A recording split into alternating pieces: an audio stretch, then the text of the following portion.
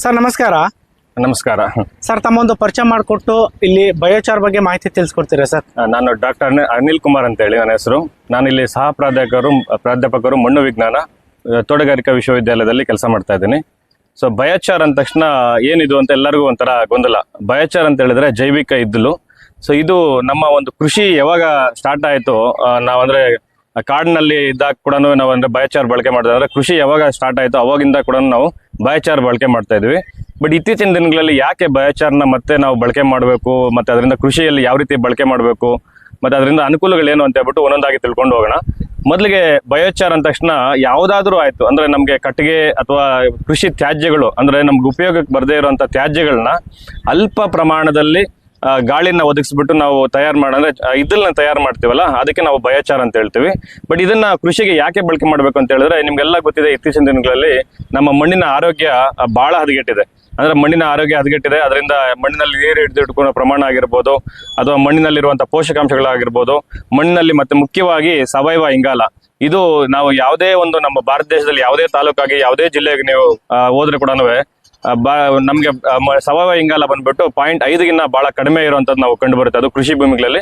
ಯಾಕಪ್ಪ ಇದಕ್ಕೆ ಕಾರಣ ಅಂತ ಹೇಳಿದ್ರೆ, ನಾವು ಸರಿಯಾದ ಪ್ರಮಾಣದಲ್ಲಿ ನಾವು ಸಾವಯವ ವಸ್ತುಗಳನ್ನ ನಾವು ಕೃಷಿಗೆ ಕೊಡ್ತಾ ಇರೋದಿಲ್ಲ. ಸೊ ಹಂಗಾಗಿ ಈ ಏನಾಗುತ್ತೆ ಅಂತ ಹೇಳಿದ್ರೆ, ಈ ಒಂದು ಸಾವಯವ ಇಂಗಾಲನ ಹೆಚ್ಚಿಗೆ ಮಾಡ್ಬೇಕು ಅಂತ ಹೇಳಿದ್ರೆ ನಾವು ಬಯೋಚಾರ್ನ ಬಳಕೆ ಮಾಡ್ಬೇಕಾಗ್ತದೆ. ಮತ್ತೆ ಬಯೋಚಾರ್ ಯಾವ ರೀತಿ ತಯಾರು ಮಾಡ್ಬೇಕು ಅಂತ ಒಂದೊಂದಾಗಿ ನಾವು ನೋಡ್ಕೊಂಡು ಹೋಗೋಣ. ಸೊ ಬಯೋಚಾರ್ ಅಂದ ತಕ್ಷಣ ನಿಮ್ಗೆ ಏನಪ್ಪ ಬಯೋಚಾರ್ ಅಂತ ಹೇಳಿ ನೀವು ನೋಡ್ತಾ ಇರ್ತೀರಿ.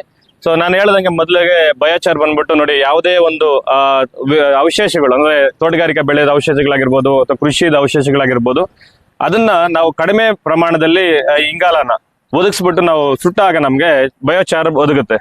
ಸೊ ಅದನ್ನ ನಾವು ಬಯೋಚಾರ್ ಅಂತ ಕರಿತೀವಿ. ಮತ್ತೆ ಇದರಲ್ಲಿ ಮಣ್ಣಿಗೆ ಆಗುವ ಅನುಕೂಲಗಳು ಏನಪ್ಪಾ ಅಂತ ಹೇಳಿ ನಾವು ಒಂದೊಂದಾಗಿ ನೋಡ್ತಾ ಹೋದ್ರೆ, ಮುಖ್ಯವಾಗಿ ನಾನು ಹೇಳಿದೆ ಸಾವಯವ ಇಂಗಾಲ ಹೆಚ್ಚಿಗೆ ಮಾಡುತ್ತೆ.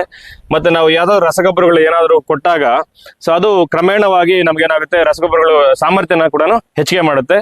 ಮತ್ತೆ ಮುಖ್ಯವಾಗಿ ಈ ಬಯೋಚಾರ್ ಎಲ್ಲಿ ಬಳಕೆ ಆಗುತ್ತೆ ಅಂತ ಹೇಳಿದ್ರೆ, ನಮ್ಗೆ ಎಲ್ಲಿ ಬೇಸಿಗೆ ಕಾಲದಲ್ಲಿ ಆಗಿರ್ಬೋದು, ನೀರಿನ ಅಭಾವ ಎಲ್ಲಿರ್ತದೋ, ಒಣಭೂಮಿ ತೋಟಗಾರಿಕೆ ಆಗಿರ್ಬೋದು, ಕೃಷಿ ಎಲ್ಲಿ ಮಾಡ್ತಾ ಇರ್ತೀವಿ, ಸೊ ಅಲ್ಲಿ ನಾವು ಈ ಬಯೋಚಾರ್ ಬಳಕೆ ಮಾಡೋದ್ರಿಂದ ಮಣ್ಣಿನಲ್ಲಿ ನೀರನ್ನ ಹಿಡಿದಿಟ್ಕೋ ಪ್ರಮಾಣ ತುಂಬಾ ಹೆಚ್ಚಿಗೆ ಆಗುತ್ತೆ. ಮತ್ತೆ ನೀರಿನ ಪೋಲಾಗೋದನ್ನ ನಾವು ತಡೆಗಟ್ಟಬಹುದು. ಸೊ ಅದೇ ರೀತಿ ಅನೇಕ ಇದೇನದು ಸೂಕ್ಷ್ಮ ಜೀವಿಗಳಿಗೆ ಅಂದ್ರೆ ಬೆನಿಫಿಷಿಯಲ್ ಮೈಕ್ರೋ ಆರ್ಗನಿಸಮ್ಸ್ ಅಂತ ಹೇಳ್ತೀವಿ. ಸೊ ಅದು ಕೂಡ ನಮ್ಗೆ ಈ ಬಯೋಚಾರ್ನ ಒದಗಿಸೋದ್ರಿಂದ ಅದನ್ನ ಆಕ್ಟಿವಿಟಿ ಕೂಡ ಬಹಳ ತುಂಬಾ ಚೆನ್ನಾಗಿ ಮಣ್ಣನ್ನ ಚೆನ್ನಾಗಿ ವೃದ್ಧಿ ಮಾಡುತ್ತೆ. ಜೊತೆಗೆ ಮಣ್ಣಿನಲ್ಲಿ ಸಾಂದ್ರತೆ ಕೂಡ ಕಡಿಮೆ ಮಾಡಿ ಮಣ್ಣಿನಲ್ಲಿ ಗಾಳಿ ಇವೆಲ್ಲನೂ ತುಂಬಾ ಚೆನ್ನಾಗುತ್ತೆ. ಅದೇ ರೀತಿ ಇದರ ಸುಮಾರು ಅನೇಕ ಉಪಯೋಗಗಳಿದಾವೆ ಬಯೋಚಾರ್ ಬಳಕೆಯಿಂದ. ಮತ್ತೆ ಈ ಬಯೋಚಾರ್ ಬಂದ್ಬಿಟ್ಟು ನಾವು ಯಾವುದೇ ಮಣ್ಣಿಗೆ ಅಂದ್ರೆ ಉಳಿ ಮಣ್ಣಿಗಾದ್ರೂ ಬಳಕೆ ಮಾಡ್ಕೋಬಹುದು, ಅಥವಾ ಸವಳು ಮಣ್ಣು ಅಥವಾ ಜೋಗು ಮಣ್ಣು ಅಂದ್ರೆ ಈ ತರ ಯಾವುದೇ ಒಂದು ಸಮಸ್ಯಾತ್ಮಕ ಮಣ್ಣುಗಳು ಕೂಡ ನಾವು ಬಳಕೆ ಮಾಡ್ಕೋಬಹುದು. ಸೊ ಮತ್ತೆ ಬಯೋಚಾರ್ ಯಾವ್ಯಾವ ರೀತಿ ತಯಾರು ಮಾಡ್ಬೋದು ಅಂತ ಹೇಳಿದ್ರೆ, ಒಂದು ಬಂದ್ಬಿಟ್ಟು ಪಾರಂಪರಿಕವಾಗಿ ಅಂದ್ರೆ ನಮ್ಮ ಹಳ್ಳಿಗಳಲ್ಲಿ ಎಲ್ಲಾದ್ರೂ ಹೋದಾಗ ನೋಡಿರ್ತೀರಿ ನೀವು, ಎಲ್ಲಾನು ಕಟ್ಟಿಗೆನೆಲ್ಲಾನು ಈ ರೀತಿ ಪೇರಿಸ್ಬಿಟ್ಟು ಸೊ ಅದಕ್ಕೆ ಮಣ್ಣಿನ ಲೇಪನ ಮಾಡ್ತಾರೆ. ಮಣ್ಣಿನ ಲೇಪನ ಮಾಡ್ಬಿಟ್ಟು ಸಣ್ಣ ಪ್ರಮಾಣದಲ್ಲಿ ನಾವು ಬೆಂಕಿ ಹರಿತೀವಿ.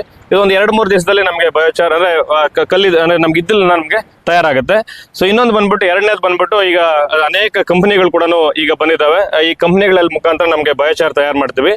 ಇದರಲ್ಲಿ ನಾವು ಬಯೋಚಾರ್ನ ದೊಡ್ಡ ಪ್ರಮಾಣದಲ್ಲಿ ನಮ್ಗೆ ಒಂದು 5 ಟನ್ 6 ಟನ್ ಏನಾದ್ರು ತಯಾರು ಮಾಡ್ಕೋಬೇಕು ಅಂದ್ರೆ ರಾ ಮೆಟೀರಿಯಲ್ ಏನಾದ್ರು ಸಿಗುತ್ತೆ ಅಂತ ಹೇಳಿದ್ರೆ ಈ ತರ ತಯಾರು ಮಾಡ್ಕೋಬಹುದು. ಸೊ ಇದ್ರಲ್ಲಿ ನಮ್ಗೆ 2 ರೀತಿಯಲ್ಲಿ ಸಿಗುತ್ತೆ, ಒಂದು ಬಯೋಚಾರ್ ಸಿಗುತ್ತೆ, ಇನ್ನೊಂದು ಪ್ಯಾರಾಲಿಸಿಸ್ ಆಯಿಲ್ ಅಂತ ಹೇಳಿ ಸಿಗುತ್ತೆ. ಸೊ ಇದು ಕೂಡ ನಾವು ಕೃಷಿಗೆ ಬಳಕೆ ಮಾಡ್ಕೋಬಹುದು. ಸೊ ಇದನ್ನ ನಾವು ಕೃಷಿಗೆ ಬಳಕೆ ಮಾಡೋದ್ರಿಂದ ಸೊ ಸಾಮಾನ್ಯವಾಗಿ ಏನಾಗುತ್ತೆ ಅಂತ ಹೇಳಿದ್ರೆ, ಯಾವುದೇ ಒಂದು ಬೆಳೆಗೆ ಕೀಟ ನಿರೋಧ ಅಂದ್ರೆ ಕೀಟಗಳನ್ನ ರಿಪಲೆಂಟ್ ಮಾಡೋ ಶಕ್ತಿ ಕೂಡ ಈ ಒಂದು ಪ್ಯಾರಾಲಿಸಿಸ್ ಆಯಿಲ್ಗೆ ಇದೆ. ಸೊ ಇದು ಒಂದು ಫ್ಯಾಕ್ಟರಿ ಮುಖಾಂತರ ನಾವು ಬಯೋಚಾರ್ ತಯಾರು ಮಾಡುವಂಥದ್ದು. ಸೊ ಇನ್ನೊಂದು ಸಿಂಪಲ್ ಡ್ರಮ್ ಮೆಥಡ್ ನಾನು ಅಲ್ಲಿ ತೋರಿಸ್ತೀನಿ. ಈಗ ಡ್ರಮ್ ಮೆಥಡ್ ಯಾವ ರೀತಿ ಅಂತ ಹೇಳ್ಬಿಟ್ಟು, ಈ ಡ್ರಮ್ ಪದ್ಧತಿಯಲ್ಲಿ ಕೂಡ ನಾವು ಒಂದು 40 kg 30 kg ಅಷ್ಟು ನಾವು ಬಯೋಚಾರ್ನ ತಯಾರು ಮಾಡ್ಕೋಬಹುದು. ಇದು ಯಾವ ರೀತಿ ನಾನು ಮಾಡೋದು ಅಂತ ಹೇಳ್ಬಿಟ್ಟು ಅಲ್ಲಿ ಡ್ರಮ್ ನಾನು ತೋರಿಸ್ತೀನಿ. ಸೊ ಇದು ಬಯೋಚಾರ್. ಮತ್ತೆ ಯಾವ ಮಟ್ಟದಲ್ಲಿ ನಾವು ಎಷ್ಟೆಷ್ಟು ಪ್ರಮಾಣದಲ್ಲಿ ನಾವು ಇದ್ ಮಾಡ್ಕೋಬಹುದು ಅಂತ ಹೇಳ್ಬಿಟ್ಟು, ಈಗ ತೋಟಕ್ಕೆ ಪ್ಯಾಕಿಂಗ್ ಮೀಡಿಯಾ ಅಂತ ಹೇಳಿ ನಾವು ಯಾವ್ದು ನರ್ಸರಿಯಲ್ಲಿ ಬಳಕೆ ಮಾಡ್ಕೋಬೇಕು ಅಂತ ಹೇಳಿದ್ರೆ ಒಂದು 0.5 ಇಂದ 9.5 ಕಿಲೋ ಒಂದು ಇದಕ್ಕೆ ನಾವು ಬಳಕೆ ಮಾಡ್ಕೋಬಹುದು. ಅಥವಾ ಒಂದು ಕಾಂಪೋಸ್ಟ್ ಮಿಶ್ರಣ ಜೊತೆ ನಾವು ಬಳಕೆ ಮಾಡ್ಕೋಬಹುದು, ಅಥವಾ ತೋಟದ ಮರಗಳು ಕೂಡ ನಾವು ಹಾಕ್ಬೋದು. ಅಲ್ಲಿ ತೋರಿಸ್ತೀನಿ ನಿಮ್ಗೆ ಯಾವ ರೀತಿ ಹಾಕ್ಬೋದು ಅಂತ ಹೇಳ್ಬಿಟ್ಟು ಇದನ್ನ ಬಯೋಚಾರ್ ಹಾಕುವಂಥದ್ದು. ಮತ್ತೆ ನಾನು ನಿಮ್ಗೆ ಇಲ್ಲಿ ತೋರಿಸ್ದೆ, ಇಲ್ಲಿ ಏನಿದೆ ಇವೆಲ್ಲನೂ ಏನಿದಾವೆ ಅಂತ ಹೇಳಿದ್ರೆ ಕೃಷಿ ತ್ಯಾಜ್ಯಗಳು. ನಾನು ಈ ತರದೇ ಅಂತೇನಿಲ್ಲ. ಸೊ ಇದರಲ್ಲಿ ನಿಮ್ಗೆ ಜೋಳ ತೆಗಿತೀರಿ, ಜೋಳ ಆದ್ಮೇಲೆ ನಿಮ್ಗೆ ಕಾಬ್ ಸಿಗುತ್ತಲ್ಲ, ಜೋಳದ ದಿಂಡು ಸಿಗುತ್ತಲ್ಲ, ಅದನ್ನ ಕೂಡ ನಾವು ಬಯೋಚಾರ್ ತಯಾರು ಮಾಡ್ಕೋಬಹುದು. ಸೊ ಆ ರೀತಿ ಅಂದ್ರೆ ಕೃಷಿಗೆ ಯಾವುದೇ ನಿಮ್ಗೆ ಉಪಯೋಗಕ್ಕೆ ಬರದೇ ಇರುವಂತ ಯಾವುದೇ ವೇಸ್ಟ್ ನ ಸೊ ನಿಯಂತ್ರಕವಾಗಿ ನಾವು ಬಳಕೆ ಮಾಡ್ಕೊಂಡು ಬಯೋಚಾರ್ ಮಾಡ್ಕೋಬಹುದು.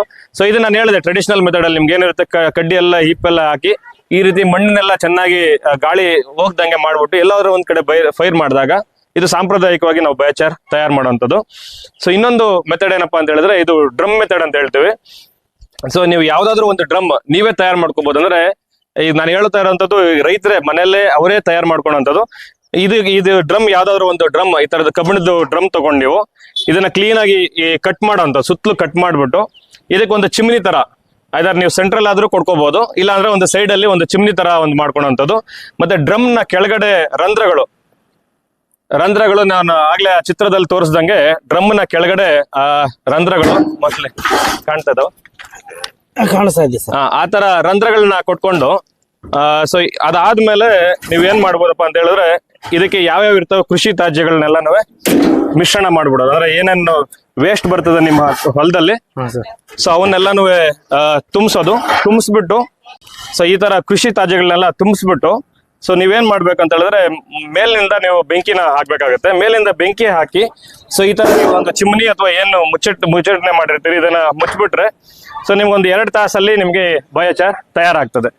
ಸೊ ನೀವು ಯಾವ ತರ ವುಡ್ ಮೆಟೀರಿಯಲ್ ಹಾಕಿರ್ತೀರಿ ಸೊ ಅದೇ ರೀತಿಯಲ್ಲಿ ನಿಮಗೆ ಬಯೋಚಾರ್ ತಯಾರಾಗದ್ರೆ ಇದ್ದಲು ರೆಡಿ ಆಗುತ್ತೆ. ಮತ್ತೆ ನಿಮಗೆ ರಿಕವರಿ ಪರ್ಸೆಂಟೇಜ್ ಬಂದ್ಬಿಟ್ಟು ಈಗ ಒಂದು 100 kg ಯಾವ್ದಾದ್ರು ಒಂದು ವೇಸ್ಟ್ ಏನಾದ್ರು ಹಾಕ್ತಿವಿ ಅಂತ ಹೇಳಿದ್ರೆ ನಿಮ್ಗೊಂದು 40 kg ಅಷ್ಟು ನಿಮ್ಗೆ ಬಯೋಚಾರ್ನ ಪಡಿಬಹುದು. 40% ಅಷ್ಟು ನಿಮ್ಗೆ ಬಯೋಚಾರ್ ಸಿಗುತ್ತೆ ಸರ್. ಈಗ ಇದನ್ನ ಯಾವಾಗ ಬಳಸಬೇಕು ಸರ್? ಇದನ್ನೆಲ್ಲ ಯಾವ್ದನ್ನ ಹೇಳಿ. ಈಗ ನಾವು ಒಂದು ಬೆಳೆ ಬೆಳಿತೀವಿ ಅಂದ್ರೆ ಮುಂಚೆ ಬಳಸಬೇಕು. ಬೆಳೆಗೆ ಮುಂಚೆನೆ ನಾನು ಹೇಳ್ತೀನಿ ಅದನ್ನ ಯಾವ ರೀತಿ ಅಂತ ಹೇಳ್ಬಿಟ್ಟು ತೋರಿಸ್ತೀನಿ. ಇದು ಬಯೋಚಾರ್ ತಯಾರು ಮಾಡುವಂತದ್ದು ರೈತರ ಮಟ್ಟದಲ್ಲಿ.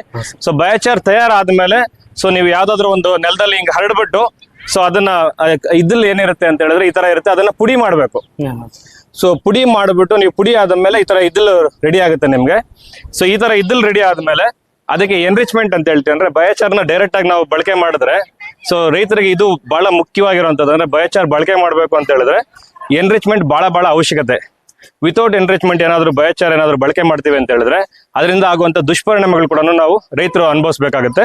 ಸೊ ಈ ರೀತಿ ಒಂದು ಬಯೋಚಾರ್ ತಯಾರಾದ್ಮೇಲೆ ಇದಕ್ಕೆ ಎನ್ರಿಚ್ಮೆಂಟ್ ಯಾವ ರೀತಿ ಮಾಡ್ಬೋದಪ್ಪ ಅಂತ ಹೇಳಿದ್ರೆ ಈಗ ನಾನು 1 ಎಕರೆಗೆ ನಾನು ಹೇಳಿದೆ ನಿಮ್ಗೆ ಬಯೋಚಾರ್ ಒಂದು 2 ಟನ್ ಅಷ್ಟು ನಾವು ಬಯೋಚಾರ್ನ ಬಳಕೆ ಮಾಡ್ಬೇಕು ಅಂತ. ಇದನ್ನ ಎನ್ರಿಚ್ಮೆಂಟ್ ಏನ್ ಮಾಡ್ಬೋದು ಅಂತ ಹೇಳಿದ್ರೆ ಈ ತರ ಸಗಣಿ ರಾಡಿ ಆಗಿರ್ಬೋದು, ಸಗಣಿ ಗಂಜನ ಆಗಿರ್ಬೋದು, ಅಥವಾ NPK ಸೊಲ್ಯೂಷನ್ ಮುಖಾಂತರ ನಾವು ಅದನ್ನ ಈಗ ಒಂದು 2 ಟನ್ ನಾವು ಬಯೋಚಾರ್ ತಗೊಂತೀವಿ ಅಂತ ಹೇಳಿದ್ರೆ ಒಂದು 500 kg ಅಷ್ಟು ಸಗಣಿ ರಾಡಿ ಮಾಡ್ಬಿಟ್ಟು ಅದ್ರ ಜೊತೆ ಮಿಶ್ರಣ ಮಾಡ್ಬಿಟ್ಟು ಸೊ ಒಂದು ದಿವಸ ನೆರಳಲ್ಲಿ ಒಣಗಿಸುವಂಥದ್ದು, ಒಂದ್ ದಿವಸ ನೆರಳಲ್ಲಿ ಒಣಗಿಸ್ಬಿಟ್ಟು ಸೊ ಇದನ್ನ ನೇರವಾಗಿ ನಾವು ಕೃಷಿ ಭೂಮಿಗೆ ಬಳಕೆ ಮಾಡ್ಬೋದು. ಸೊ ಇದನ್ನ ಕೃಷಿ ಭೂಮಿಗೆ ಈ ತರ ಎನ್ರಿಚ್ಮೆಂಟ್ ಮಾಡಿ ಕೃಷಿ ಭೂಮಿಗೆ ಬಳಕೆ ಮಾಡ್ತೀವಿ ಅಂತ ಹೇಳಿದ್ರೆ ಸೊ ಉಳುಮೆ ಮಾಡಿದ ತಕ್ಷಣ ನಾವು ಈ ರೀತಿ ಕೃಷಿ ಭೂಮಿಗೆ ಎರ್ಚುವಂಥದ್ದು. ಸೊ ಇಲ್ಲ ತೋಟಗಾರಿಕಾ ಬೆಳೆ ಇತ್ತು ಅಂತ ಹೇಳಿದ್ರೆ ಅಲ್ಲಿ ಇದರಲ್ಲಿ ನಾವು ಹಾಕಿದೀವಿ ಅಂದ್ರೆ ಬುಡ ಸುತ್ತನ ನಾವು ಭೂಮಿಗೆ ನಾವು ಬಯೋಚಾರ್ನ ಹಾಕ್ಬೋದು. ಸೊ ಈ ರೀತಿ ನಾನು ನಿಮ್ಗೆ ಈ ರೀತಿ ಬಳಕೆ ಮಾಡೋದ್ರಿಂದ ಅಂದ್ರೆ ಇದನ್ನ ಎಷ್ಟು ಪ್ರಮಾಣದಲ್ಲಿ ಕೊಡ್ಬೋದಪ್ಪ ಅಂತ ಹೇಳಿದ್ರೆ 3 ವರ್ಷಕ್ಕೆ ಒಂದ್ಸಲಿ ಕೊಡ್ಬೋದು ಬಯೋಚಾರ್. 3 ವರ್ಷಕ್ಕೆ ಈಗ 1 ಎಕರೆಗೆ 1 ಹೆಕ್ಟರ್ಗೆ ಅಂತ ಹೇಳಿದ್ರೆ 6 ಟನ್ ಬಯೋಚಾರ್ ಅಂತ ಹೇಳ್ತೀವಿ. ಇಲ್ಲ 1 ಎಕರೆಗೆ ತಗೊಂತ ಹೇಳಿದ್ರೆ 2.5 ಟನ್ ಅಷ್ಟು ನಮ್ಗೆ ಬಯೋಚಾರ್ನ ಬಳಕೆ ಮಾಡಿದ್ರೆ 3 ವರ್ಷಕ್ಕೆ ಒಂದ್ಸಲಿ ಬಯೋಚಾರ್ ಬಳಕೆ ಮಾಡಿದ್ರೆ ಸಾಕು. ಸೊ ಇದರಿಂದ ನಿಮ್ಗೆ ಸಾವಯವ ಇಂಗಾಲ ಕೂಡ ಜಾಸ್ತಿ ಆಗುತ್ತೆ. ಜೊತೆಗೆ ಸಾವಯವ ಕೃಷಿಕರು ಯಾರು ಮಾಡ್ತಾ ಇದ್ರಿ ಸೊ ನಿಮ್ಮಲ್ಲಿ ಸಾವಯವ ಇಂಗಾಲ ನಾನು ಸುಮಾರು ಸಲಿ ನಾನು ಕಾಂಪೋಸ್ಟ್ ಕೊಡ್ತಾ ಇದ್ದೀನಿ ಸರ್, ನನ್ನ ಭೂಮಿಯಲ್ಲಿ ಸಾವಯವ ಇಂಗಾಲ ಬಿಲ್ಡ್ ಆಗ್ತಾ ಇಲ್ಲ ಅಂತ ಹೇಳ್ತಾ ಇರ್ತೀರಿ. ಸೊ ಅಂತವ್ರಿಗೆ ನಾವು ಸಾವಯವ ಇಂಗಾಲ ಕೂಡ ಹೆಚ್ಚಿಗೆ ಆಗುತ್ತೆ. ಧನ್ಯವಾದ ಸರ್. ಇಷ್ಟೊತ್ತು ಮಾಹಿತಿ ತಿಳಿಸ್ಕೊಟ್ಟಿದ್ದಕ್ಕೆ ಧನ್ಯವಾದಗಳು ಸರ್. ಧನ್ಯವಾದಗಳು.